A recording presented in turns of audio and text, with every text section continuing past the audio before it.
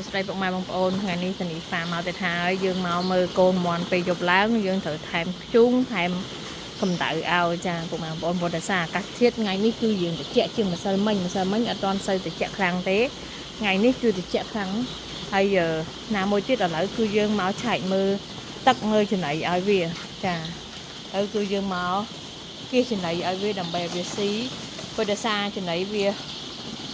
ពេលដែលយើងដាក់កាមដៃទៅវារត់ទៅវាខ្ចាយកាមហ្នឹងទៅលើក្នុងតចំណីដូច្នេះហើយឥឡូវគឺយើងមកស្កេះអាកាមហ្នឹងចេញកវីកាមចេញដើម្បីឲ្យចំណីវានៅលើក្នុងហ្នឹងវាបានស៊ីចំណីចាហើយក្នុងក្រុមការងារគាត់កំពុងតែកោះកាមចេញហើយគឺកវីកាមចេញហើយទឹកនេះគឺទឹកបាក់សាំងចាពុកម៉ែបងប្អូនទឹកបាក់សាំងនេះគៀឲ្យវាស៊ីចំណីហើយយើងក៏បានដាក់ខ្ជូងដូចគ្នាចាបងប្អូនមើលខ្ជូងកម្ដៅផងយើងដាក់ភ្លើងកម្ដៅផងកុំឲ្យថាយើងដាក់តែភ្លើងហើយដល់ពេលទៅយើងអត់មានខ្ជូងទៀតអាហ្នឹងកម្ដៅអត់ទប់អត់ឈ្នះទេព្រោះខែនេះគឺខែត្រជាក់មែនតើខែនេះគឺខែត្រជាក់ហើយចាឥ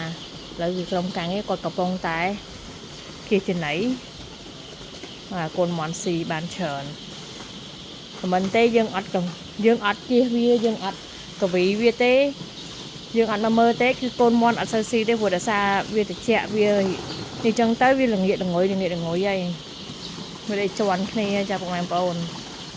ហើយសំខាន់ផុតអីគឺអាទិត្យទី1នេះសំខាន់ផុតគឺយើងត្រូវតែមើលថែអាសាវាដើម្បីឲ្យវាមាន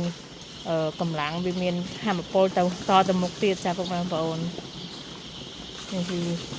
កូនមន់យើងចាអរគុណច្រើនបងប្អូនក្នុងការតាមដាន